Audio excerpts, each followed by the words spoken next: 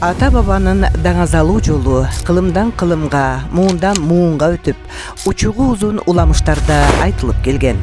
Ал улуу жолду илимий негизде тастыктаган булактар, материалдык жактан далилденген эмгектер бар. Алардын бири чет жерде жүргөн мекендешибиз, жаш илимпоз Дастан Разак уулунун тарыхый, маданий, этнографиялык табылгаларга бай эмгегин өз көзүбүз менен көрүп, доордун улам алмашкан мезгилинде кыйырдагы кыргыздар тууралуу маек курдук. Мен баалымда сиз дагы ушул кыргыз туурасында буга чейин айтылбаган, жада калса архивдик материалда жок бир эмгектерди жаратып атыпсыз да, ушул жөнүндө сөздү баштагайлы. Мен Турциядан абдан кызыктуу маалыматтарды таптым. Буга чейин кыргыз коомуна белгилүү боло элек, ошол эле түрктөргө дагы белгилүү боло элек архивтерде, эл оозунда сакталып жүргөн эмгектерди таптым. Эң негизгиси кыргыздар бул түрк жергесине 300-400 жыл мурда эле келип баштагандыгы. Андан мурда деле келсе керек, бирок тарыхый документтер менен булактарга таянып, Осмон архивтерине таянсак, ошол 200-300 жыл мурда келип баштаган. Ал убакта азыркы Мекке, Медина шаарлары дагы ошо Осмон мамлекетине карап тургандыктан ошол жактарга ажыга келип, ошол жактарга өздөрүнүн текке деп койгондо баягы конок сарайларын салып кетишкен. Ал конок сарайлары дээрлик 2000 жылдарга чейин сакталып келди, бирок тилекке каршы андан кийин жаңы курулуштар жүрүп кетип, алар бузулуп калды. Андан сырткары ошол азыркы Түркиянын аймагында көптөгөн кыргыздар келип, бул жерде ошо конок сарайларын куруп, калып калгандары бар. Бир топ кыргыз издерин бул жактан тапсак болот да. Дастан Разак уулу Ош облусунун Алай районунун Кабылан көл айылында туулган. 2016 жылы билимин өркүндөтүү үчүн Түркияга көчүп барган. Ван облусундагы Улуу Памир айылында жашаган кыргыздар тууралуу магистрдик диссертациясын, андан соң 20-кылымдагы кыргыз-түрк мамилелери боюнча докторлук эмгегин жактап Стамбул шаарында жашайт. Кыргыздардын башын бириктирүү максатында түзүлгөн расмий Измир кыргыз коомунун мүчөсү.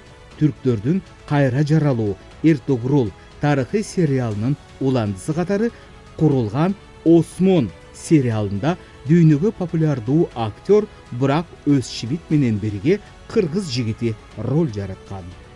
30 жылдан бери ошо Кыргызстан менен Түркия жакшы мамиледе, эң биринчи Кыргызстандын эгемендүүлүгүн Түркия тааныган. Анан бирок баары эле изилдөөчүлөр ошол 90дон бери жагын изилдеп келгендер да. Карадым 90дон ары жагын мындай жалпы диссертация кылып изилдеген эмгектер аз. Эми 1-2 макала жазгандар бар. Анан мен жалпы ошо кенен кылып изилдеп алууну чечтим. Анын үстүнө бул ошо Түркия жергесиндеги, булар эми Анадолу деп коет, ошол жердеги кыргыздын издери өчпөсүн, кыргыздын издери тарыхта калсын деп, анан бул ошол теманы тандап алгам. Али дың бойдон жаткан чымды болушунча бошотуу үчүн жан үрөп жаткан мекендешибизге дал ушул Стамбулда кыргыздарды изилдөөгө көп мүмкүнчүлүктөр түзүлгөн. Учурда Түркия мамлекетинин дээрлик бардык шаарларында кыргыздарды кездештирүүгө болот. Бул жолку көрсөтүүбүздө Кыргызстандан Кытайга, андан Индия, Пакистанга, андан ары Түркияга барып байыр алып калган мекендештер тууралуу учурда ушул чөлкөмдү байырлаган мекендешибиз айтып берет. Бул эмгекте эң биринчи бул Осмон мезгилинен бери башталат. Осмон мезгилиндеги кыргыз-түрк мамилелери. Бул Осмон мезгилинде Осмондо мамлекетине чыккан мезгилдүү басылмалар, газета, журналдарда кыргыздар жөнүндө жазылган.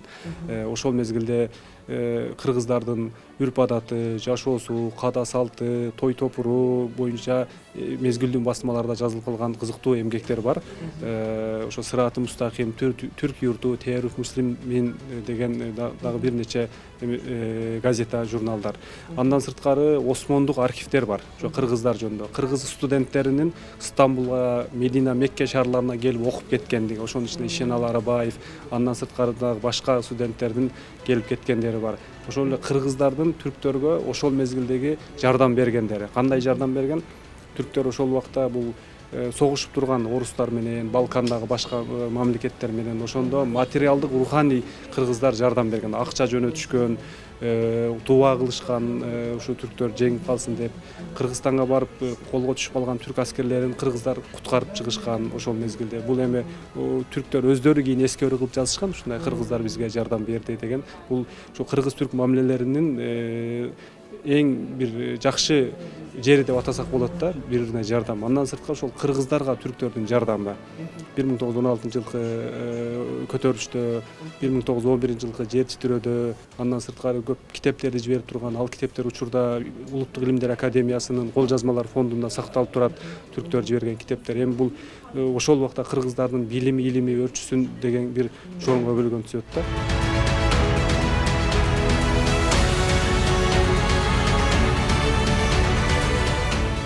Экинчи бөлүмү советтик мезгилде кыргыз-түрк мамилелери деп аталат. Бул жерде көбүнчө маданий мамилелер. Андан сырткары ошол Турцияга совет бийлигин тааныбай Түркияга качып келген кыргыздар 1950, 1970, 1980. Бул дагы аябай кызык. Ошол Өзгөн, Ош, Сузак, Нарын тараптан качып келген кыргыздар алгач Кытайга, Пакистанга, Афганистанга өтүп, анан 1950-лерде Түркияга келип калган. Алар ошол кыргызча фамилияларды алышкан. Айрымдар ошо азырга чейин бул жакта жашашат. 1980-жылы баарыбыз белгилүү Рахманкул хандын келген убакыты кыргыздар бар. Урпактар Ванда жашайт, Стамбулда жашайт. 1983-жылы чыгыш түрк Кытайдан келип калган кыргыздар бар. Азыркы күндө Стамбулда жашашат. Андан сырткары бул ошол Түркиянын тарыхында кыргыздар кандай чагылдырылды, кыргыз тарыхы кандай чагылдырылды. Ошолорду изилдедим, себеби бул дагы аябай бир татаал маселе. Айрымдары кыргыздарды түрк катары тааныбагандар бар, түрк катары тааныгандар бар, терс нерселерди айткандар бар, оң нерселерди айткандар бар. Булардын баарын талдап ошол бул эмгекке батырдык.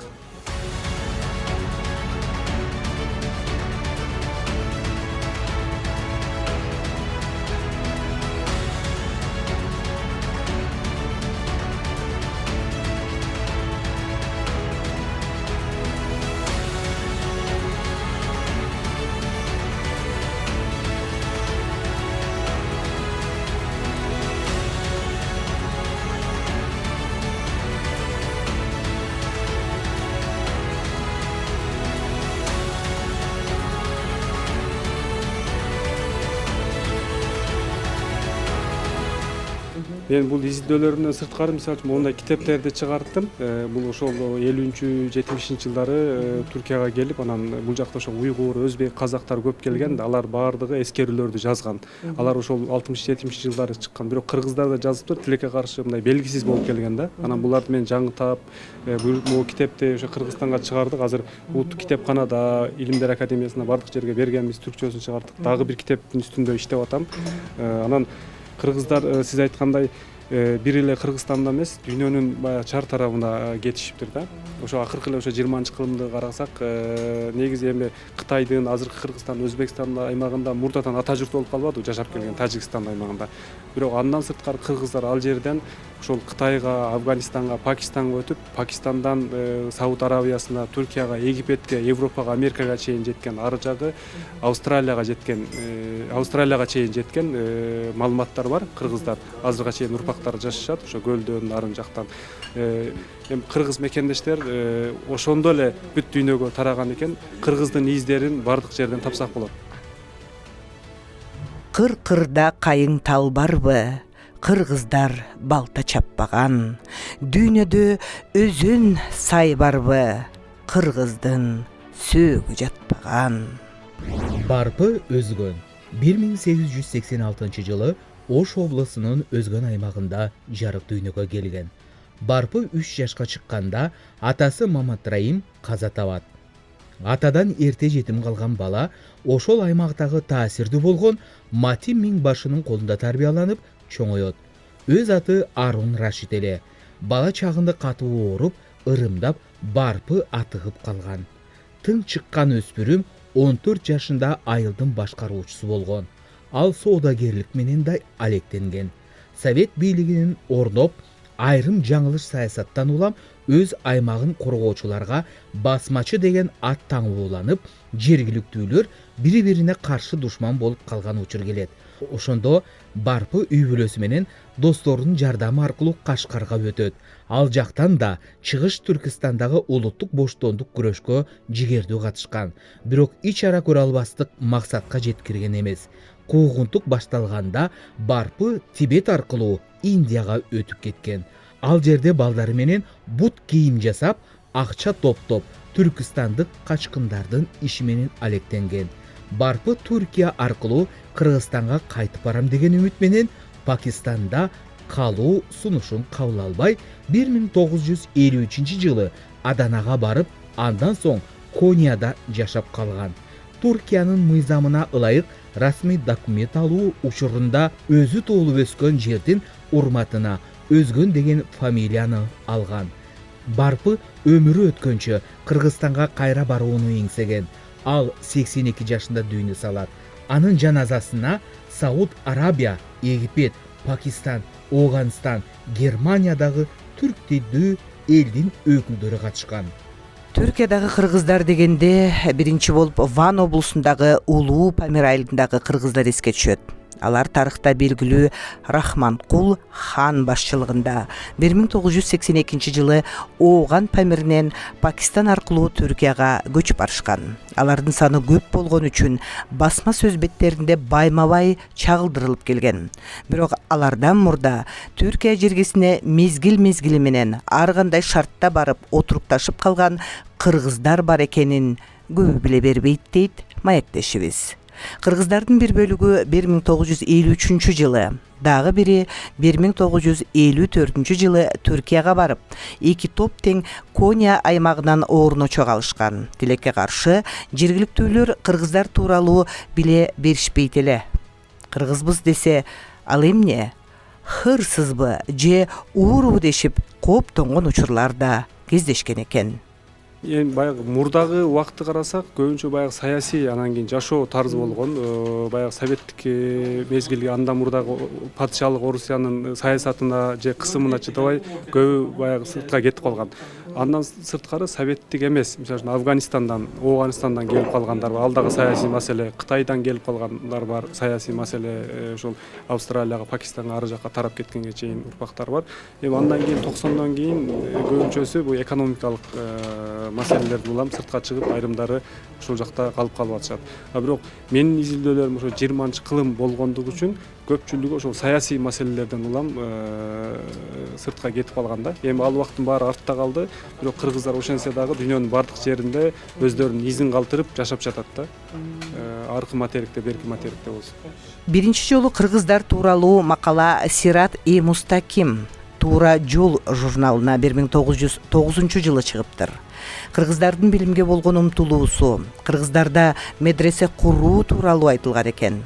Мышрап Бай уулу деген кыргыз өз чөнтөгүнөн 250 000 рубльге медресе курганы жазылган. Ал үчүн тегирмен куруп, андан түшкөн акчага салынат деген жаңылыкта жарыяланган. 1918-жылы Ени журналы кыргыздардын каада салты, айрыкча тойлору тууралуу жазган. Тилекке каршы кыргыздар той ашка көп акча коротуп, илим-билимге анча көңүл бурбай жатат деген мүнөздөмөлөрдү көрдүм дейт маектешибиз. Азырда бул мүчүлүштүк Кыргызстанда жүргөндө мынчалык билинген эмес, бирок сыртка чыкканда ор коюп көрүнүп калат экен дейт. Маектеш бир кылым өзгөрбөгөн кыргыз кулк мүнөзү тууралуу дагы ой бөлүштү. Tehrik Müslim'deki bir жазууда кыргыз жашоосу аттуу бир жазуу жарыялайт. Бул жазууда мынтип айтат да. Азыркы цивилизациялуу элдерде илим билимге көбүрөөк көңүл бөлүп, колундагы бар байлыгын университет, мектеп, медресе курушат. Көптөгөн фонддорду куруп, кетек эмгалдарын балдарын окутушат. Бул нерсе акыркы убакта татарлардын арасында дагы аябай жайылды. Бирок кыргыздардын арасында бул нерсе эмнегедир жок. Кыргыздар илим билимге караганда көбүрөөк аш тойго көңүл бөлөт деп бир мисал келтирет да. Мисалы кыргыздар баягы өлүп бара жатканда аталары балдарына мен өлгөндөн кийин мага чоң аш той бергин деп осуят калтырат дейт. Балдары муну аткарат, мындай нерселерди илим билимге жумшаса дагы жакшы болот эле деп айтат да. 1922 жылы Осман мамлекети кулап, 1923 жылы Түркия Республикасы түзүлгөн. 1930 жылга чейин Осман Арабин араб алфавитинде колдонуп турушкан. Михрат Türkiye журналы Стамбул университетинде чыга баштаган. Түрк Юрды журналында кыргыз сөзүнүн этимологиясы белгиленген. Мына ошентип, кыйырдагы кыргыздар тууралуу белгисиз маанилүү маалыматтарды баштапкы булагы болгон түрк жана араб тилдеринен кыргыз тилине которуп, кыргыз коомчулугуна жеткирүү аракети көрүлүп жаткан экен. Түркияда 25 миңден ашык кыргызстандык катталган. Алар Стамбул, Анкара, Анталия сыяктуу ири шаарларда жашашат. Ошондой эле Түркияда 2000дей кыргызстандык студент билим алат. Мындан аркы көрсөтүүлөрүбүздө мына ушул мекендештерибиз тууралуу кенен маалыматтарды берип турмакчыбыз.